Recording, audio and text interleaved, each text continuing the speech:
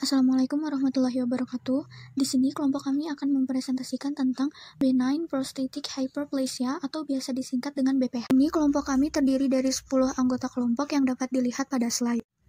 BPH secara murni merupakan definisi histologis dan harus dibedakan dari benign prostatic enlargement atau BPE yang merupakan pembesaran prostat dan lower urinary tract symptoms atau biasa disingkat LUTS yang biasanya mengarah pada konsultasi medis. LUTS dapat dipisahkan menjadi gejala penyimpanan seperti urgensi, frekuensi, nokturia, dan inkontinensia urin, gejala berkemih, seperti berkurangnya aliran dan perasaan pengosongan yang tidak lengkap, dan pengeluaran tetesan pasca kekosongan.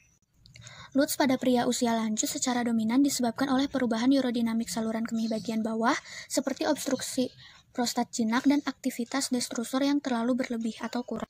Selanjutnya adalah etiologi. Penyebab dari BPH ini belum diketahui secara pasti, namun terdapat beberapa kemungkinan yang menjadi faktor penyebab dari BPH. Yang pertama adalah dihidrotestosteron atau DHT, yang merupakan prohormon dalam bentuk androgen yang paling aktif dalam prostat, dan merupakan metabolit androgen yang sangat penting pada pertumbuhan sel-sel kelenjar prostat. DHT ini dibentuk dari testosteron di dalam sel prostat oleh enzim 5-alfa reduktase dengan bantuan koenzim NADPH.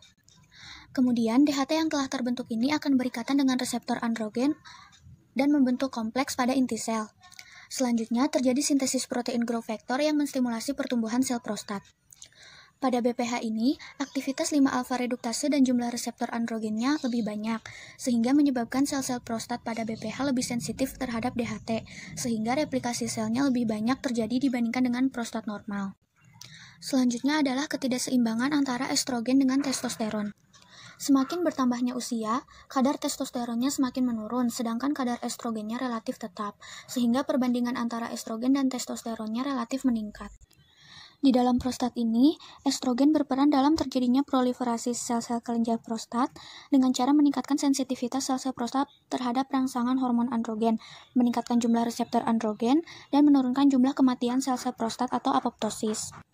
Sehingga yang terjadi ini meskipun terbentuk sel-sel baru akibat rangsangan testosteron menurun, tapi sel-sel prostat yang telah ada mempunyai umur yang lebih panjang, sehingga massa prostat menjadi lebih besar. Bahkan diketahui bahwa pada jaringan BPH mengandung reseptor estrogen alfa dalam stroma dan reseptor estrogen beta dalam epitel. Kemudian yang ketiga adalah interaksi antara stroma dengan epitel.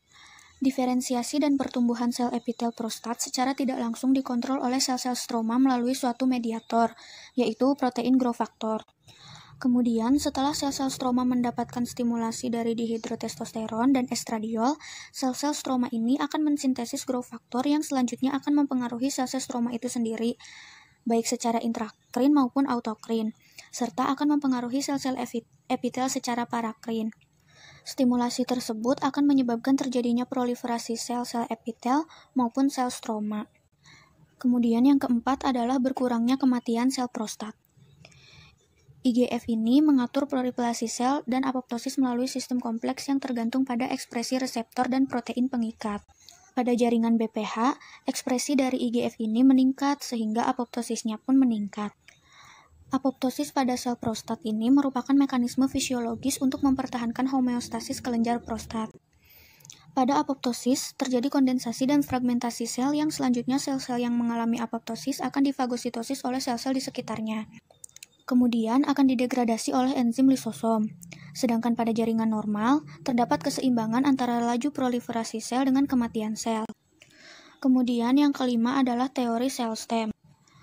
Untuk menggantikan sel-sel yang telah mengalami apoptosis, maka selalu dibentuk sel-sel baru.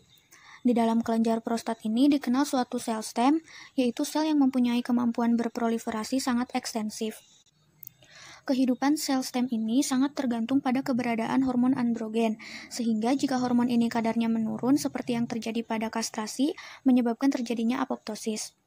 Terjadinya proliferasi sel-sel pada BPH dipostulasikan sebagai ketidaktepatan aktivitas sel stem, sehingga terjadi produksi yang berlebihan sel stroma maupun sel epitel. Selanjutnya adalah peradangan. Peradangan lokal dapat dipicu oleh infeksi virus atau bakteri yang akan menyebabkan sekresi sitokin, kemokin, dan faktor pertumbuhan yang terlibat dalam respon inflamasi, dengan pertumbuhan sel-sel prostat epitel dan stroma. Telah dihipotesiskan bahwa respon inflamasi diabadikan oleh pelepasan protagonik prostat setelah kerusakan jaringan yang akan membuat sistem kekebalan menjadi peka dan memulai respon autoimun. Faktor penting dalam proses ini adalah sel-sel kanker prostat yang mengaktifkan limfosit CD4+ dan sitokin serta kemokin proinflamasi, seperti interleukin 8 yang diturunkan dari stroma. Yang terakhir ini merupakan faktor metabolik. Berdasarkan hasil dari beberapa kajian praklinis dan klinis, menunjukkan bahwa beberapa penyimpangan metabolik yang berkaitan dengan usia, seperti sindrom metabolik obesitas, dislipidemia, dan diabetes, merupakan faktor penentu penting baik dalam pengembangan maupun perkembangan BPH. Sindrom metabolik dan komorbiditas terkait seperti perubahan seks, steroid, dan fungsi kelas rendah telah dihubungkan dengan pengembangan dan perkembangan BPH. Selanjutnya adalah mekanisme penyakit. Seperti telah disebutkan sebelumnya bahwa patogenesis dari BPH atau BPE ini belum diketahui secara jelas. Tetapi diyakini bahwa penyebab penyakit ini karena adanya mutasi pada androgen reseptor dan terkait regulasi hormonal. Regulasi hormonal dari BPH ini tergantung dari ada atau tidaknya reseptor androgen dan estrogen.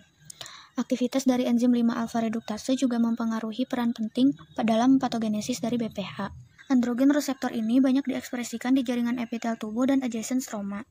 Lalu koaktivator dapat meningkatkan aksi dari AR dengan cara berinteraksi dengan bagian N-terminal, DNA binding, atau ligand binding dari AR.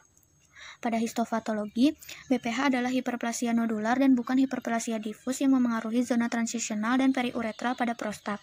Hiperplasia ini seringkali bersifat multinodular, menyatu untuk membentuk adenomata. Lalu adenomata dari zona transisi ini akan membentuk lobus lateral, sedangkan adenomata dari zona periuretra akan membentuk lobus tengah pada penyakit klinis. Kemudian BPH ini akan menimbulkan obstruksi dengan kompresi serta distorsi dari outlet kandung kemih. Dalam dinamika aliran, distorsi akan menyebabkan lebih banyak halangan daripada kompresi. Nah, pada prostat ini lobus lateral cenderung menekan outlet kandung kemih, sedangkan lobus tengah cenderung mendistorsi atau menekuk. Kemudian ini sindrom metabolik dan komorbiditasnya seperti perubahan hormon dan inflamasi itu berhubungan dengan progres perkembangan dari penyakit BPH maupun LUTS. Seperti yang sudah dijelaskan pada etiologi, bahwa inflamasi ini dapat menyebabkan sekresi sitokin, kemokin, dan faktor pertumbuhan yang terlibat dalam respon inflamasi dengan pertumbuhan sel-sel prostat epitel dan stroma. Nah, sindrom metabolik ini berkaitan dengan tingginya angka BPH per tahun, peningkatan aktivitas simpatetik, dan LUTS. Mekanisme patofisiologis dari BPH, BPE, dan LUTS ini masih belum diketahui secara pasti, tetapi kemungkinan inflamasi sistemik, iskemik pelvis, dan peningkatan aktivitas simpatetik memegang peran terhadap patofisiologi penyakit tersebut. Selanjutnya adalah manifestasi klinik. Selain diferensiasi, aksi biologis androgen dalam prostat adalah untuk memicu pertumbuhan. Pada dasarnya, ini diatur dalam 3 waktu pertumbuhan yang berbeda. Yang pertama, itu selesai pada saat lahir, ketika berat rata-rata prostat adalah sekitar 1,5 gram. Perkembangan prostatik pada tahap ini adalah pengaturan sinyal androgen dan tergantung pada fungsi testis janin. Kemudian pertumbuhan kedua, ukuran prostatnya mencapai sekitar 10 gram pada pubertas awal dan hampir 2 kali lipat sekitar usia 20 tahun. Setelah itu, ukuran prostat tetap konstan sampai pertengahan usia dewasa. Pertumbuhan yang ketiga, ini melibatkan salah satu dari 3 zona prostat, periuretral, dan nantinya akan memunculkan BPH. BPH ini pada dasarnya adalah diagnosis histologis, yang ditandai dengan hiperproliferasi stroma dari kompartemen epitel prostat yang dapat dimanifestasikan secara klinis sebagai pembesaran prostat jinak atau BPE. Hampir setengah dari kasus atau lebih jarang menyebabkan obstruksi prostat jinak atau BPO. Terakhir ditandai dengan perkembangan gejala yang lebih progresif, yaitu gejala saluran kemih bagian bawah atau LUT. LUT ini berasal dari pembesaran prostat ke titik di mana buang air kecil menjadi sulit atau terganggu. Hal ini dikarenakan tekanan mekanik pada kandung kemih dan uretra. Kemudian yang terakhir adalah manifestasi penyakit. LUTS maupun BPH ini akan mempengaruhi kualitas hidup pasien dan memiliki korelasi dengan kejadian disfungsi erektif pada populasi laki-laki yang berumur 50-70 tahun. ED ini akan berkaitan dengan keparahan dari LUTS maupun BPH. Korelasi ED pada pasien LUTS maupun BPH juga dikaitkan dengan produksi dan bioavailabilitas dari nitrit oksida, yaitu berkaitan dengan penurunan ekspresi dari eNOS atau sintesis nitrit oksida neuron dan peningkatan ekspresi protein dari eNOS atau sintesis endotel nitrit oksida, dan INOS atau induksi sintesis nitrit oksida pada otot. Polimorfisme dari eNOS G894T lebih dominan muncul pada pria dengan penyakit ED dan LUTS atau BPH. Polimorfisme tersebut berkaitan dengan sintesis enzim yang akan memproduksi nitrit oksida. Berikut merupakan daftar referensi yang kelompok kami gunakan. Sekian presentasi yang dapat kelompok kami sampaikan. Mohon maaf atas segala kekurangannya. Wassalamualaikum warahmatullahi wabarakatuh.